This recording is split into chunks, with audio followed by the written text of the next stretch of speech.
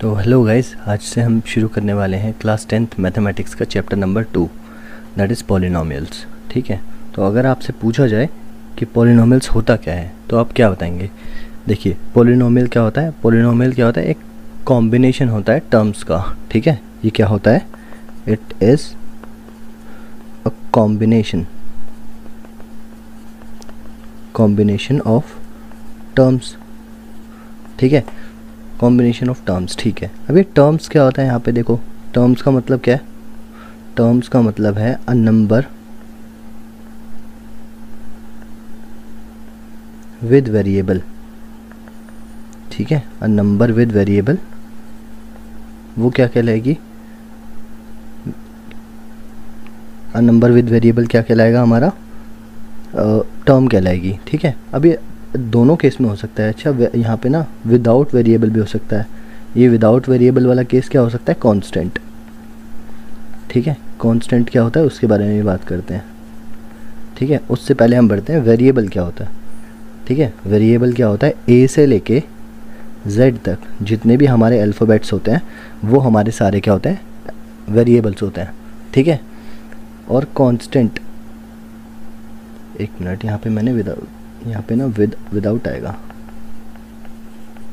ठीक है, तो विदाउट वेरिएबल मतलब कांस्टेंट। कांस्टेंट क्या होता है? Constant any number. ठीक है, कोई भी नंबर्स हो सकते हैं, कोई भी नंबर हो सकते हैं। ठीक है, जो भी कोई भी नंबर होता है वो कांस्टेंट की कैटेगरी में आ सकता है। ठीक है, ओके। देखो, अब पॉलिनोमियल जो होता है, हमने पढ़ा पॉलिनोमियल क्या है? It is a combination of terms. ठीक है, जब डिफरेंट टर्म्स को हम लोग कंबाइन करके प्लस या माइनस करके लिखते हैं तो ये एक एक्सप्रेशन बनता है। ठीक है, जो एक एक्सप्रेशन बनता है उसको हम क्या बोलते हैं? पॉलिनोमियल बोलते हैं। क्या बोलते हैं? पॉलिनोमियल बोलते हैं।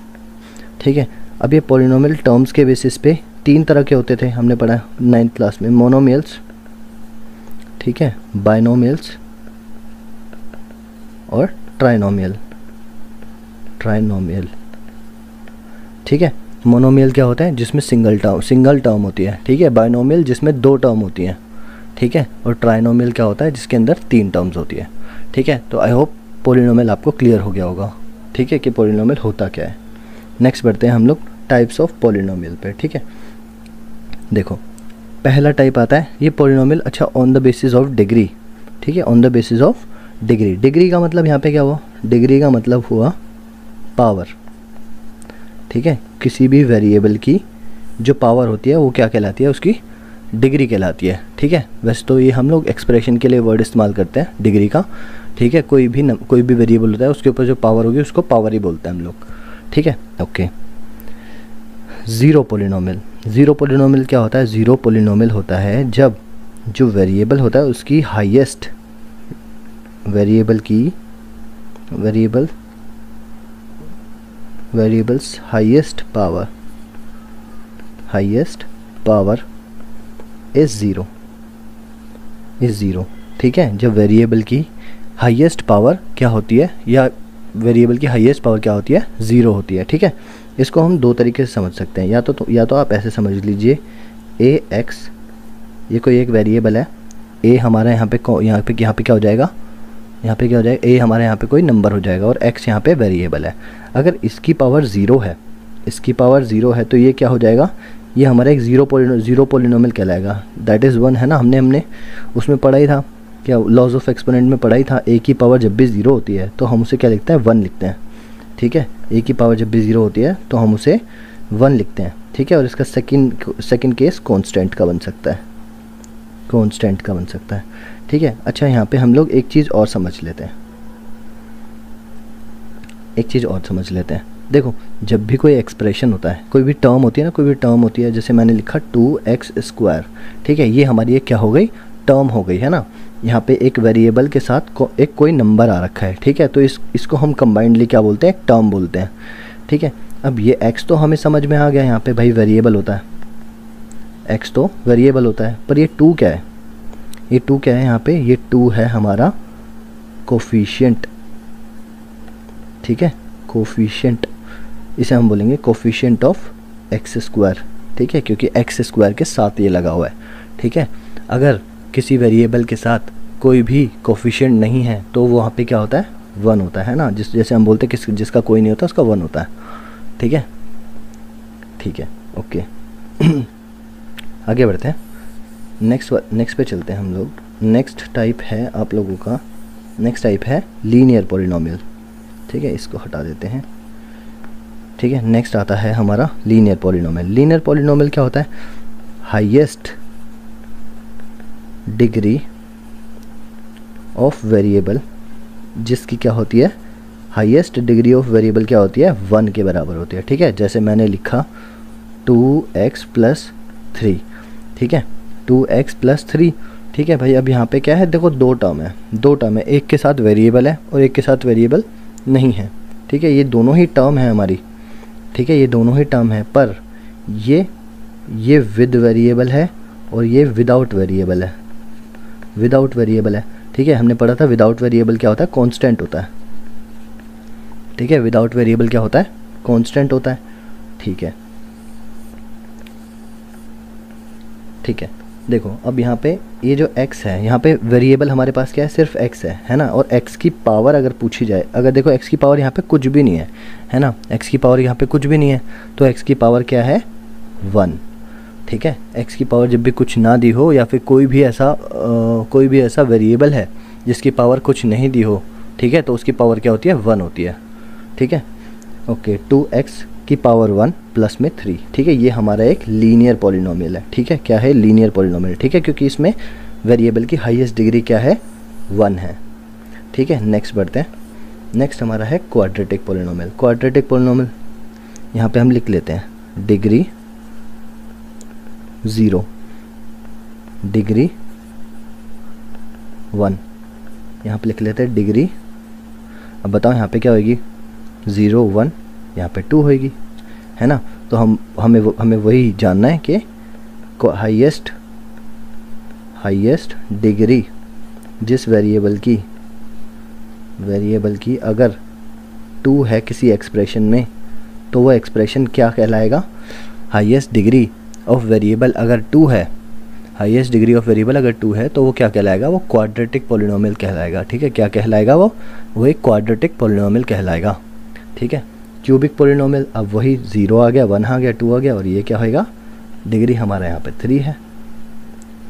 ठीक है, डिग्री हमारा यहाँ कितना है, 3। तो हाईएस्ट डिग्री यहाँ पे कितनी हो जाती है, वेरिएबल की 3 हो जाती है। ठीक है भाई, इतना आई होप क्लियर होएगा। ठीक है, ओके। लीनियर पॉलिनोमियल की जनरल फॉर्म की बात कर लें। जनरल फॉर्म के भाई किस फॉर्म में हम लीनियर के मतलब किसी एक्सप्रेशन को देख के आप कैसे पहचान सकते हो कि ये लीनियर पॉलिनोमियल है या नहीं है। ठीक है, तो उसकी जनरल फॉर्म क्या होगी, ax + b = 0। ठीक है, = 0, ये हमारी क्या होती है, एक जनरल फॉर्म होती है किसकी, लीनियर पॉलिनोमियल की। ठीक है, वहीं अगर क्वाड्रेटिक पॉलिनोमियल की बात करें, उसकी जनरल फॉर्म क्या है, उसकी जनरल फॉर्म है, अच्छा ये GF यहाँ पे वो नहीं है जो आप समझ रहे हो।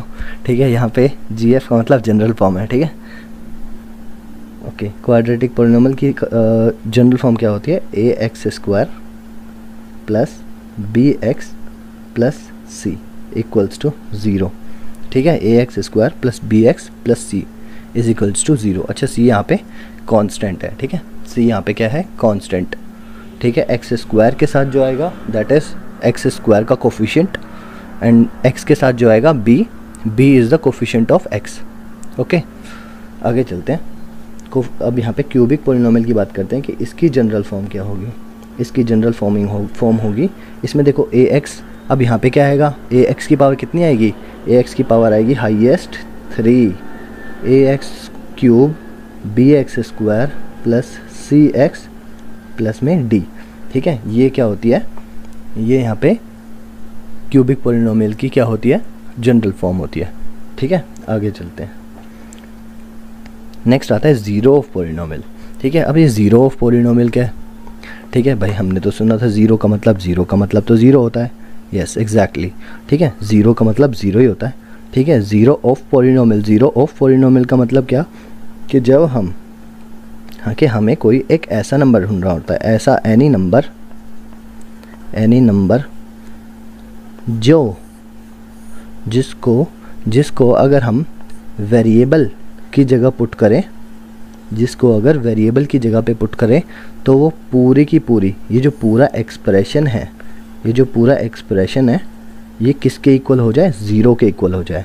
ठीक है, अगर ऐसा होगा तो वो जो वैल्यू है, वो जो नंबर है, वो हमारा क्या कहलाएगा, वो हमारा ज़ीरो कहलाएगा। ठीक है, आई होप, मुझे लगता है शायद डेफिनेशन से इतना क्लियर नहीं हुआ होगा, एग्जाम्पल से अच्छे से क्लियर हो जाएगा। ठीक है, एक बार एग्जाम्पल लेते हैं। देखो लीनियर, जैसे हम एग्जाम्पल लेते हैं लीनियर पॉलिनोमियल का, कोई एक लीनियर पॉलिनोमियल का एग्जाम्पल ले लेते हैं। लीनियर पॉलिनोमियल का एग्जाम्पल ले लेते हैं। जैसे मैंने लिखा यहाँ पे 2x प्लस में 5। ठीक है, 2x प्लस में 5। अब ये 2x प्लस 5 एक लीनियर पॉलिनोमियल है। ठीक है, इसको हमें सॉल्व करना है ना, इसका हमें ज़ीरो पता करना है कि इसका ज़ीरो क्या होगा, है ना। ठीक है, तो हम इसे सॉल्व करते हैं। प्लस का 5 है, इधर जाएगा, माइनस का 5 हो जाएगा। 2x इक्वल्स माइनस का 5। ठीक है, 2 इसके साथ मल्टीप्लाई में है, इधर जाएगा तो डिवाइड में हो जाएगा। ठीक है, तो x की वैल्यू क्या हो जाएगी, माइनस का 5/2। ठीक है, तो ये 5/2 जो x की वैल्यू आई है, ये 5/2 नंबर जो है हमारा 5/2, ये हमारा क्या है, इस पॉलिनोमियल का रूट है। ठीक है, रूट बोल लो या फिर ज़ीरो बोल लो, ठीक है, एक ही बात है। ठीक है, अच्छा रूट यहाँ पे वो स्क्वायर रूट वाला नहीं है। ठीक है, रूट यहाँ पे दूसरा है, ये अलजेब्रा वाला रूट है। ठीक है, ओके, तो x की वैल्यू यहाँ पे -5/2 आई है। ठीक है, तो इसको जब देखो हम इसके अंदर पुट करते हैं, 2 ब्रैकेट -5/2 x की जगह पे पुट किया, +5 +5। ठीक है, इसको सॉल्व करते हैं तो ये एक्सप्रेशन अगर ज़ीरो के इक्वल आया तो हमें पता चल जाएगा कि ये जो 5/2 है, ये वैल्यू इस पॉलिनोमियल का ज़ीरो है। ठीक है, इसको सॉल्व करते हैं। देखो 2 से 2 कैंसिल हो जाएगा, माइनस का 5 प्लस का 5, तो ये भी कट जाएगा, तो ये क्या आ जाएगा, ज़ीरो आ जाएगा। ठीक है, तो यहाँ पे ये एक्सप्रेशन किसके बराबर हो गया, ज़ीरो के बराबर हो गया। ठीक है, तो हमें समझ में आ गया कि ये जो -5/2 x की वैल्यू है, ये क्या है, इस पॉलिनोमियल का रूट है। ठीक है, आई होप इतना क्लियर हो गया होगा।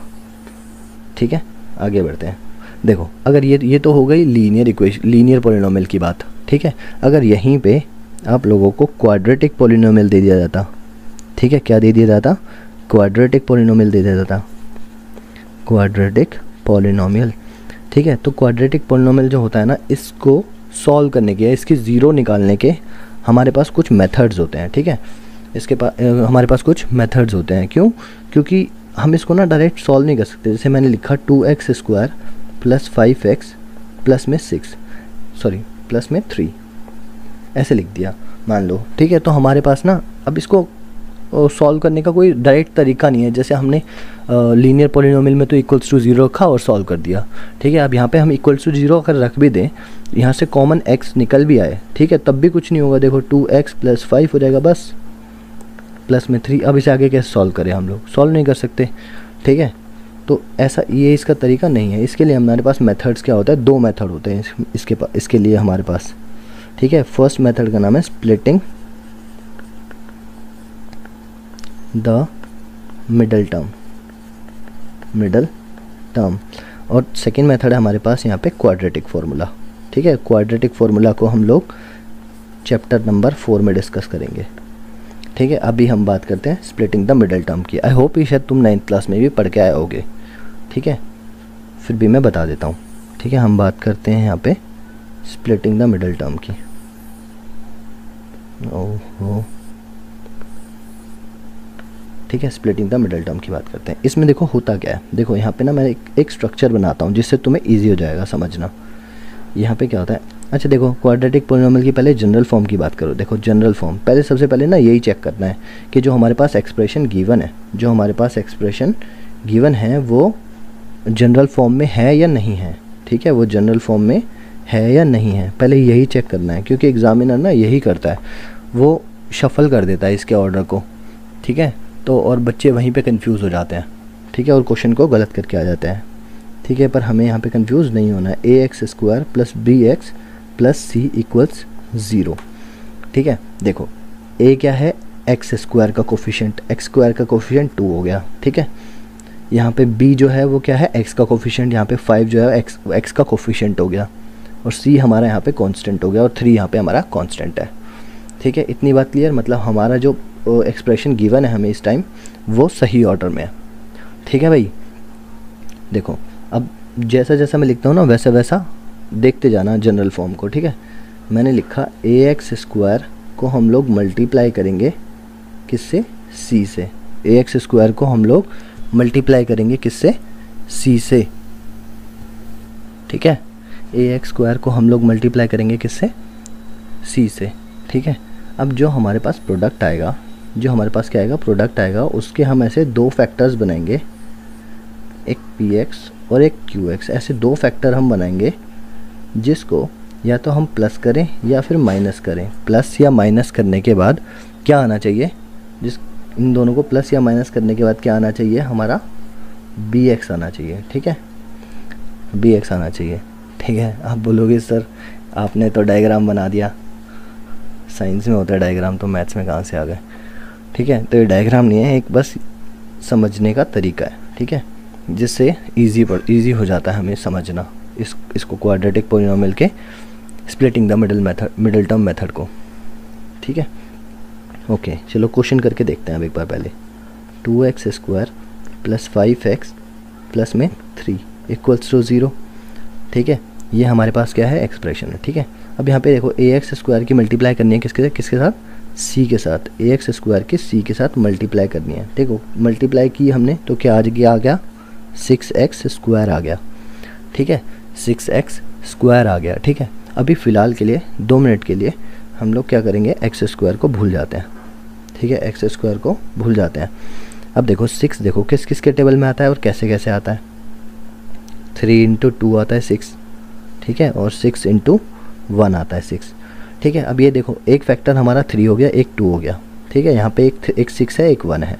ठीक है, तो अब हमें इन्हें ही प्लस या माइनस करके देखना है कि हमारा क्या आना चाहिए, देखो bx आना चाहिए। bx क्या हमारा 5x, तो 5 आना चाहिए, है ना। तो क्या आना चाहिए, 5 आना चाहिए प्लस माइनस करने के बाद।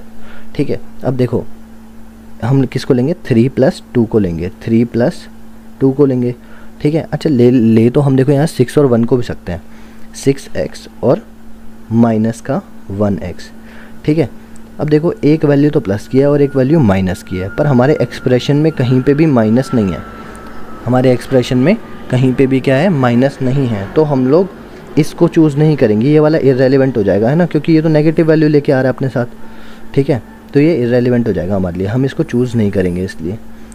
ठीक है भाई, इसलिए हम लोग यहाँ पे क्या करेंगे, 3 और 2 को चूज़ करेंगे। तो हमने लिखा, देखो ये से हमारे फैक्टर्स क्या आ गए, इनको हटा देते हैं। ठीक है, हमारे फैक्टर्स क्या आ गए, 3 और 2 आ गए। ठीक है, अब इन 3 के साथ, इस 3 के साथ देखो x² हमने हटाया था ना, x² हमने हटाया था, तो x² को आधे आधे में बांट दो, इसके साथ x डाल दो और एक x इसके साथ डाल दो, 2x के साथ। देखो अब इन दोनों को मल्टीप्लाई करके देखो, हमारा 6x² ही आ जाएगा। 3 × 2 = 6 एंड x × x x², है ना। तो हम लिखेंगे 2x² + 2x + 3x प्लस में 3। ठीक है भाई, तो यहाँ पे हमने देखो यहाँ से और यहाँ से हम 2x कॉमन निकाल सकते हैं, तो हमने निकाल लिया 2x कॉमन। यहाँ पे आ गया x + 1 प्लस इनसे कॉमन आ गया 3, तो यहाँ पे भी आ जाएगा x + 1। ठीक है, इसको सॉल्व करेंगे। देखो अब यहाँ से ना x + 1 हम कॉमन निकाल सकते हैं, x + 1 और x + 1 कॉमन निकाल सकते हैं। ठीक है भाई, तो हम यहाँ से x + 1 को कॉमन निकाल लेंगे बाहर। ठीक है, अंदर क्या बचेगा, 2x प्लस में 3 बचेगा।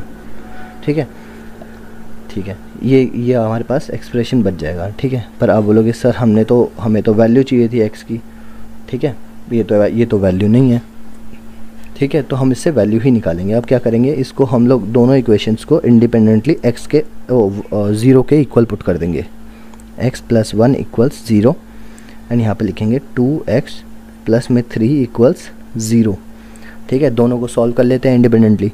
ठीक है, तो ये देखो x प्लस का है, इधर जाएगा तो माइनस का हो जाएगा। हेयर x = -1, एक वैल्यू तो x की आ गई -1। ठीक है, और इसको सॉल्व करेंगे, 2x प्लस में प्लस का 3 है तो राइट साइड जाएगा तो -3 हो जाएगा। ठीक है, ये मल्टीप्लाई में है 2 इसके साथ, तो इधर आके डिवाइड में हो जाएगा। x की वैल्यू -3/2। ठीक है भाई, तो x की वैल्यू यहाँ पे क्या आ गई, -3/2 आ गई। और हमारे पास दूसरी वैल्यू क्या आ गई, माइनस का 1। अब ये दोनों ही वैल्यू हमारी क्या कहलाएगी, इस पॉलिनोमियल का ज़ीरो कहलाएगी। क्या कहलाएगी, ज़ीरो कहलाएगी। ठीक है, जिसको एक को हम अल्फ़ा बोल सकते हैं और दूसरे को बीटा बोल सकते हैं। ठीक है भाई, इतना क्लियर है। चलो आगे चलते हैं फिर। ज़ीरोज़ वो वैल्यूज़ होती हैं जिनको हम इक्वेशन के अंदर जब भी पुट करते हैं वेरिएबल की जगह पे, तो वो पूरी इक्वेशन ज़ीरो के बराबर हो जाती है। रिलेशनशिप का मतलब क्या हुआ, alpha plus beta, this is sum of zeros is equal to minus b upon a. Now what is b and a here? हम लोग को पता है कि क्वाड्रेटिक इक्वेशन की जनरल फॉर्म होती है ax square plus B X plus C. ठीक है, ये भी मैंने पिछली वाली क्लास में बताया था। ठीक है, तो a और b यहाँ पे ये दोनों हैं। ठीक है, इसको हम लोग वैसे कैसे लिखते हैं, minus coefficient of x divided by coefficient of x square. ठीक है, और उसके बाद हम लोग देखते हैं product of zeros which is alpha into beta. ये अल्फ़ा और बीटा दो ज़ीरोज़ होते हैं, मतलब दो वैल्यूज़। जैसे हम क्वाड्रेटिक इक्वेशन को सॉल्व करते हैं तो दो वैल्यूज़ निकल के आती है ना, तो ये एक अल्फ़ा और बीटा वो दोनों वैल्यूज़ हैं। इसको हम लिखेंगे प्रोडक्ट ऑफ ज़ीरोज़। ये होता है हमारा c अपॉन में a, जिसे हम कैसे लिखते हैं, constant value, constant term upon coefficient of x square.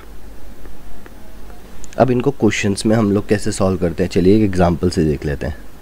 ठीक है, मान लेते हैं हमारे पास ये एग्जांपल है और हमें इनकी रिलेशनशिप को वेरीफाई करके भी दिखाना है। तो देखो, फर्स्टली तो हम लोग को पहले इस इक्वेशन को सॉल्व करके इसके ज़ीरोज़ निकालने पड़ेंगे। ठीक है, इसके ज़ीरोज़ निकालने के लिए हम लोग क्या करेंगे, मैंने बताया था तुम्हें पहले पिछली क्लास में हमने सीखा था, एक मेथड होता है स्प्लिटिंग द मिडल टर्म। ठीक है, स्प्लिटिंग द मिडल टर्म या फिर जिसे हम फैक्टराइजेशन मेथड भी बोल देते हैं। ठीक है, तो उसमें हम लोग क्या करते थे, हम लोग इन दोनों की कोफिशिएंट वैल्यूज़ को मल्टीप्लाई करते थे। ठीक है, उनके जो फैक्टर्स, वो जो नंबर आया उसके हम दो ऐसे फैक्टर्स बनाते थे जिसको प्लस या माइनस करने के बाद बी एक्स आ जाए। यही तो सीखा था ना हमने, A X square multiply by C, this is P X and this is Q X. तो चलिए एक बार करके देख लेते हैं इसको। 1 मल्टीप्लाई 10 और 10 आ जाएगा।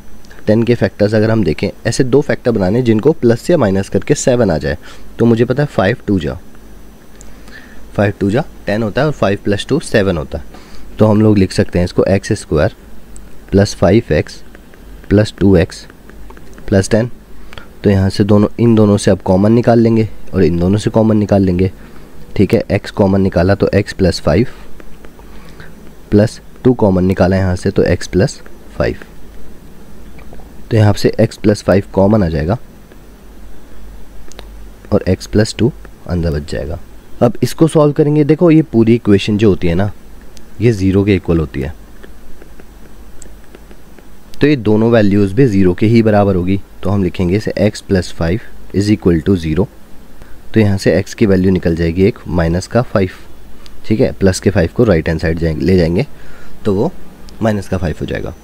इसको सॉल्व करते हैं, x + 2 = 0, x = -2। ठीक है, तो यहाँ पे दो वैल्यूज़ हमारे पास आ गई हैं, this is alpha and this is beta. अब हमें इनकी रिलेशनशिप को वेरीफाई करना है।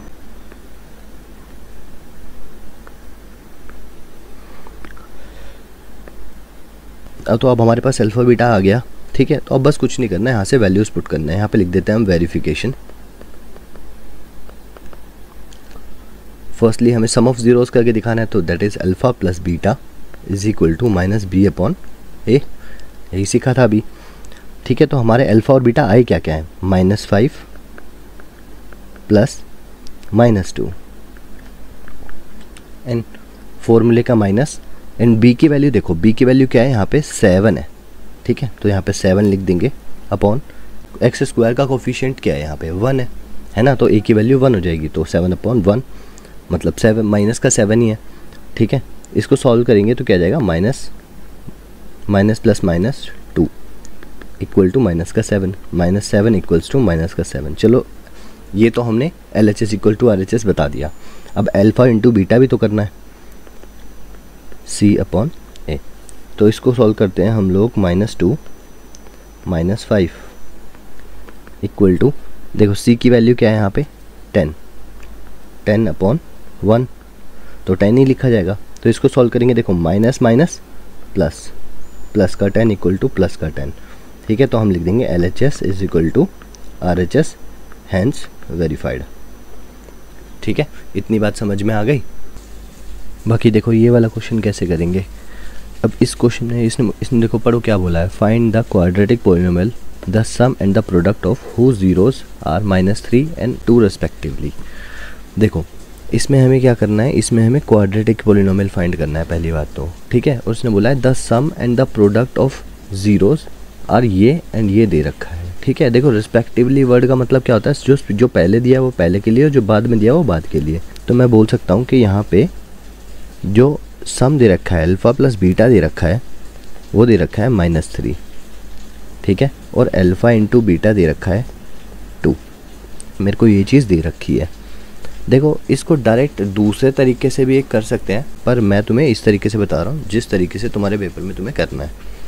-B/A is equal to -3/1, C/A equal to 2/1। देखो यहाँ से अगर इक्वलेट करें तो वैल्यू क्या आ जाएगी हमारी, A की वैल्यू 1 आ जाएगी, B की वैल्यू 3 आ जाएगी। ठीक है, -3 नहीं आएगी, ध्यान रखना, क्योंकि माइनस B के पास भी है और 3 के पास, दोनों के पास माइनस है, तो माइनस माइनस कैंसिल हो जाएगा। तो C की वैल्यू यहाँ पे कितनी आएगी, 2 आएगी। अब देखो अब हमारे पास जनरल इक्वेशन क्या होती है, ax² plus bx plus c। अब इसमें वैल्यूज़ पुट कर दो, बस कुछ नहीं करना। यहाँ पे आ जाएगा 1x² प्लस 3x प्लस 2। ठीक है, इसको सॉल्व करेंगे तो x² प्लस 3x प्लस 2 ये हो जाएगी हमारी पॉलिनोमियल। इस तरह से तुम्हें फाइंड कर लेना है। ठीक है, बाकी इससे शॉर्ट तरीका भी है एक, वो ये हमारे पास एक इक्वेशन होती है डायरेक्ट। ठीक है, ये तुम्हारी बुक में भी गिवन है, इसमें भी तुम वैल्यूज़ को, इसको वैल्यू को पुट करोगे तो डायरेक्ट आंसर निकल जाएगा हमारा। ठीक है, बस ये है कि तुम्हें इसमें k की वैल्यू एज्यूम करनी पड़ती है। ठीक है, इसलिए मैं तुम्हें इस मेथड से नहीं बता रहा हूँ।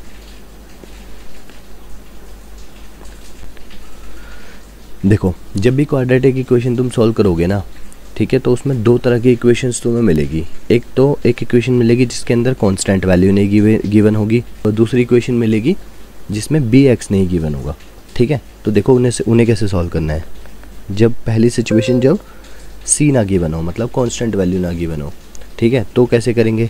तो पहला स्टेप क्या होता है, इसमें हम लोग put it equal to 0। Step 2,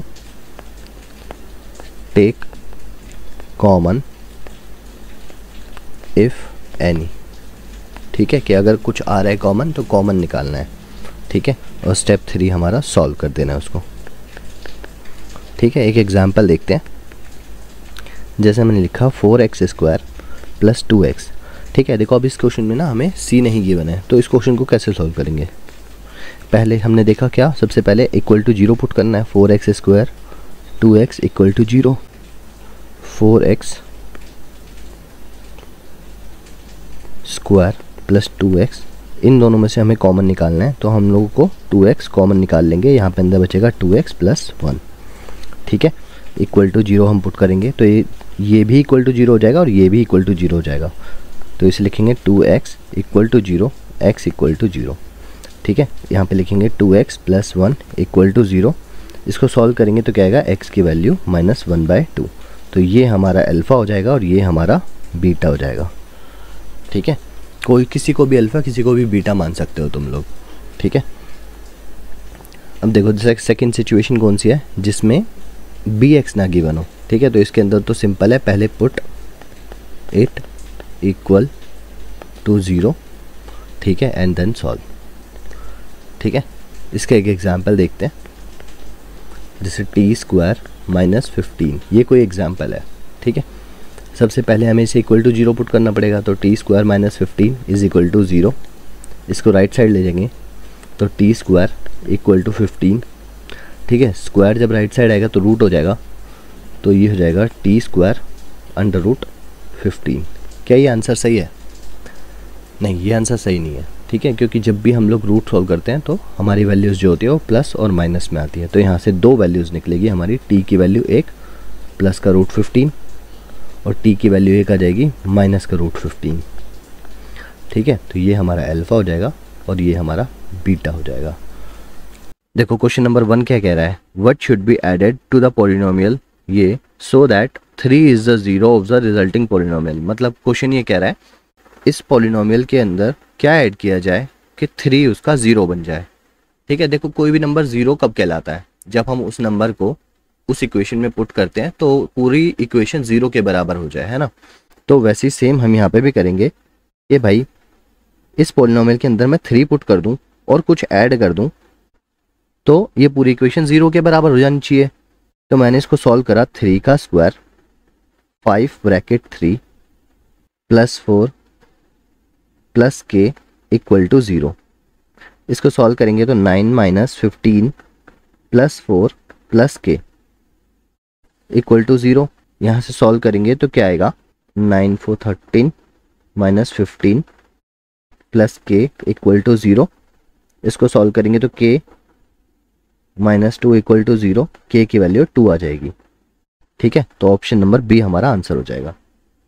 next question कह रहा है the graph of y is equal to p x is given for a polynomial p x, the number of zeros of p x. हमें नंबर ऑफ जीरोस बताने हैं basically. देखो number of zeros कैसे भी, किसी भी ग्राफ को देख के नंबर ऑफ जीरोस कैसे पता लगाएं, जहाँ पे भी देखो ये ग्राफ जो है वो एक्स एक्सिस को जितनी बार काटेगा उतने नंबर ऑफ जीरोस है, एक बार काट रहा है तो एक इसका आंसर हो जाएगा।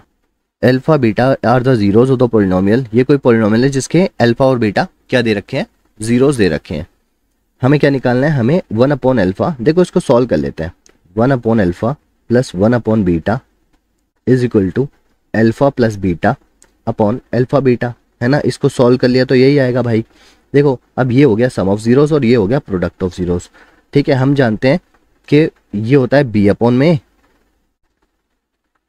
और नीचे वाला होता है सी अपॉन में, तो ए से तो ए कैंसिल हो जाएगा, मतलब हमारा आंसर बी अपॉन सी आना चाहिए, ठीक है। तो बी अपॉन सी करके देख लेते हैं, इसमें बी और सी क्या है। देखो बी कितनी है, माइनस बी कितना है, +1 है ना, तो हमें फॉर्मूले में माइनस रखना है, तो -1 अपॉन में सी कितना है, -1, तो -1 कैंसिल, 1 आ जाएगा इसका answer, A option. Same question है, होमवर्क है तुम्हारा, ठीक है। देखो नेक्स्ट क्वेश्चन क्या कह रहा है, if the path trace by the car has zeros -1 and 2। देखो अब ये ना इस पॉलिनोमियल के जीरोस दे रखे हैं, ये अल्फा है हमारा और ये बीटा है, ठीक है। तो हमें इक्वेशन बतानी है, सिंपल है, alpha plus beta minus b upon में और अल्फा बीटा सी अपॉन में, ठीक है। इसको सॉल्व कर लेंगे, -1 + 2 is equal to minus b upon a, 1 is equal to minus b upon में ए। बी की वैल्यू यहाँ से कितनी आ गई, -1 आ गई और ए की वैल्यू कितनी आ गई, 1 आ गई। सेम यहाँ से सॉल्व कर लेते हैं, -1 × 2 सी अपॉन में ए, तो ये जाएगा सी की वैल्यू कितनी हो जाएगी, -2, ठीक है। तो इक्वेशन हमारी क्या हो जानी चाहिए, जनरल इक्वेशन, क्योंकि ये होती है ax² + bx + c is equal to 0। इसको सॉल्व करते हैं तो 1x² - 1x - 2, तो x² - x - 2, ये इक्वेशन होनी चाहिए option number c. Number of zeros पूछा है, देखो नंबर ऑफ जीरोस में देखो अभी बताया था ना, नंबर ऑफ जीरोस मतलब कि एक्स एक्सेस को ग्राफ कितनी बार काट रहा है वो देखो, देखो कितनी बार काट रहा है, 1 2 3 और 4, नंबर ऑफ जीरोस 4 हो जाएगी, ठीक है। The distance between C and G, देखो सी कहाँ पे है, ये रहा, और जी कहाँ पे है, ये रहा। सी है -1 पे और जी है 5 पे, ठीक है। अब कोई इसका आंसर 4 टिक कर देगा, 5 में से 1 घटा के वो गलत हो जाएगा, ठीक है। देखो पहले होगा क्या, सी जो है वो -1 से 0 पे आएगा, 1 यूनिट चल लिया ये, ठीक है। अब 0 से 5 यूनिट, मतलब 0 से 5 यूनिट, तो 1 यूनिट और 5 यूनिट 6 यूनिट, 6 इसका आंसर हो जाएगा। नेक्स्ट क्वेश्चन देखो, the quadratic polynomial whose sum of whose zeros is -5 and product 6 दे रखा है। इसमें सम दे रखा है, मतलब अल्फा प्लस बीटा दे रखा है, -5 और अल्फा बीटा दे रखा है 6। हमें क्वाड्रेटिक पॉलिनोमियल बताना है। देखो अब डायरेक्ट यहाँ पे वो b-a वाला तरीका नहीं लगाएंगे, क्योंकि हमें सॉल्यूशन करके नहीं दिखाना, ये MCQ है, तो हमें सॉल्यूशन करके नहीं दिखाना। हम लोग डायरेक्ट ये लगाएंगे जो इक्वेशन मैंने आपको पिछली क्लास में बताई थी, alpha plus beta x plus alpha beta. ठीक है, तो यहाँ पे डायरेक्ट वैल्यू रखो, ये कितने आ जाएगी, एक्स स्क्वायर माइनस का 5x प्लस 6। तो इसको सॉल्व करेंगे तो कितना आएगा, x square plus 5x plus 6, option number A.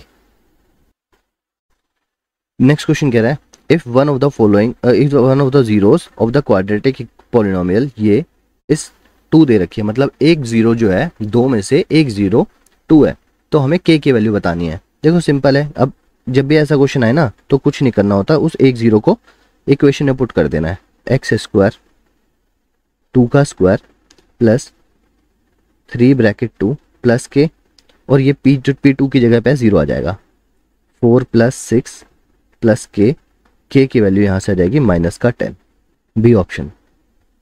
The zeros of the polynomial x square minus 3x minus m bracket m plus 3r, हमें जीरोज बताने हैं इसमें, मतलब हमें इसमें अल्फा बताना है और बीटा बताना है। देखो ये क्वेश्चन ना अच्छा है ना, क्योंकि इसको आप लोग फैक्टराइजेशन मेथड से इसको नहीं कर सकते, मतलब स्प्लिटिंग द मिडिल टर्म से नहीं कर पाओगे। इसका एक दूसरा तरीका है जो चैप्टर नंबर 4 में सीखोगे, पर अभी तक तो वो फॉर्मूला तुमने पढ़ा नहीं है, तो हम लोग इसको ऑप्शन से खत्म करेंगे। ठीक है, देखो हमने अल्फा और बीटा निकालना है ना, मतलब ये जो ऑप्शंस में गिवन है ये अल्फा और बीटा ही गिवन है ना भाई, ये दोनों चीजें ही गिवन है ना। तो हम लोग यहाँ से पहले देख लेते हैं हमारा अल्फा प्लस बीटा क्या आना चाहिए, है ना। देखो इक्वेशन से देख, लेकिन माइनस बी अपॉन में ए, मतलब माइनस 3 अपॉन में 1, मतलब 3 आना चाहिए, है ना, प्लस का 3 आना चाहिए दोनों को जोड़कर। ठीक है, तो देखो तो फर्स्ट इक्वेशन क्या सेटिस्फाई हो रही है, m प्लस 3 करूंगा तो 2m आ जाएगा, 2m प्लस 3, है ना, ऑप्शन नहीं है। इसको अगर मैं सॉल्व करूं तो माइनस m प्लस 3, है ना, तो माइनस m से प्लस m कट जाएगा, प्लस का 3 आंसर है, तो यही हमारा आंसर है। ठीक है, इससे शॉर्ट मेथड इसका नहीं हो सकता। अब देखो नेक्स्ट क्वेश्चन क्या कह रहा है, the zeros of the polynomial x square plus P X plus Q are twice the zeros of the polynomial ये and find the value of p। हमें p की वैल्यू निकालनी है। इसने बोला है कि इस पॉलिनोमियल की जो जीरोस होगी ना वो 2 गुना होगी इस वाले पॉलिनोमियल के, तो सबसे पहले हमें इस वाले पॉलिनोमियल की जीरोस निकालनी पड़ेगी। सॉल्व करते हैं इसे स्प्लिटिंग द मिडल टर्म से, -6, तो यहाँ से हम सॉल्व करेंगे 4x square minus 8x plus का 3x माइनस 6, तो 4x को कॉमन लेंगे यहाँ से आ जाएगा x माइनस 2 प्लस का 3x माइनस 2, 4x प्लस 3 और x माइनस 2, तो यहाँ से x की वैल्यू आ जाएगी -3/4 और यहाँ से x की वैल्यू आ जाएगी 2। ठीक है, अब उसने बोला कि भाई इस वाले के जीरोस जो है वो डबल हैं इस वाले के, तो हम इनको अगर 2 टाइम्स करें x की वैल्यू -3/2 हो जाएगी, और इसको 2 टाइम्स करें तो x की वैल्यू 4 हो जाएगी। ठीक है, अब ये इसके लिए अल्फा हो गया और ये इसके लिए बीटा हो गया, न्यू वाली इक्वेशन के लिए, मतलब इसके लिए। ठीक है, तो हम सबसे पहले इसका सम ऑफ जीरोस निकाल लेते हैं। देखो इसको सम ऑफ जीरोस करेंगे तो क्या आएगा, -p/1, क्योंकि -b अपॉन a होता है। ठीक है ना, ये इक्वल टू करेंगे किसके हो जाएगा, इक्वल टू इन दोनों के सम के, है ना। तो इसको करेंगे 4 प्लस -3/2, इसको सॉल्व करते हैं, -p/1 इक्वल टू, यहाँ पे एलसीएम लेंगे तो आएगा -5/2, p की वैल्यू कितनी आ जाएगी, -5/2। ठीक है, ये हमारा आंसर है। नेक्स्ट क्वेश्चन क्या कह रहा है, if one of the zeros of polynomial, ये दे रखा है। ठीक है, ये क्वेश्चन भी हमने पहले कर लिया, ठीक है, पर फिर भी हम लोग इसको कर लेते हैं। X square plus 3x plus के, ये कोई px दे रखा है। ठीक है, और हमें k की वैल्यू बतानी है, तो p को जब 2 पुट करोगे तो यहाँ पे 3 ब्रैकेट 2 प्लस के, इसको सॉल्व करेंगे तो कितना आएगा, 4 प्लस 6 प्लस के इक्वल टू 0, k की वैल्यू -10। ऑलरेडी हम लोग सॉल्व कर चुके थे इसको, पर फिर भी देख लिया दोबारा। If one of the zeros of the polynomial इसके is the reciprocal of the other. देखो ये वाला केस, अगर तुम्हें कभी भी ऐसा दिया रहा है कि एक जो जीरो है वो दूसरे वाले ज़ीरो का रेसिप्रोकल है, ठीक है। तो ऐसे केस में क्या किया करो, अल्फा इंटू बीटा 1 के बराबर रख दो, ठीक है। अल्फा इंटू बीटा 1 के बराबर, देखो अल्फा बीटा होता क्या है, सी अपॉन में ए होता है, इज इक्वल टू 1, ठीक है। इसको सॉल्व कर देंगे। सी की वैल्यू क्या है, माइनस के प्लस 2 अपॉन ए की वैल्यू क्या है 6, तो इस इज इक्वल टू में 1 रखा, 6 इधर जाएगा, तो माइनस के प्लस 2 इक्वल टू 6। देखो अगर इसे सॉल्व करेंगे तो कितना आएगी, के की वैल्यू -4 आ जाएगी, ठीक है। यही इसका आंसर है। देखो find the zeros of the quadratic polynomial x square minus 15, ये एग्जांपल हमने पिछले वाली क्लास में भी लिया था, ठीक है। तो हमें इसके जीरोस फाइंड करने हैं, x square minus 15 equal to 0, है ना, क्योंकि यहाँ पे बी स्क्वायर बी एक्स नहीं गिवन था, ठीक है। मैंने बताया था तुम्हें पिछले वाली क्लास में कि बी एक्स जब भी ना गिवन हो तो हम उस इक्वेशन को कैसे सॉल्व करते हैं। फर्स्टली इक्वल टू 0 पुट करते हैं, इसको राइट हैंड साइड ले जाएंगे, x square equal to 15, x की वैल्यू निकालें तो ये रूट 15 प्लस माइनस का, ठीक है। तो यहाँ से दो वैल्यूज निकल के आएगी, एक्स की एक वैल्यू प्लस का रूट 15 और एक्स की एक वैल्यू माइनस का रूट 15।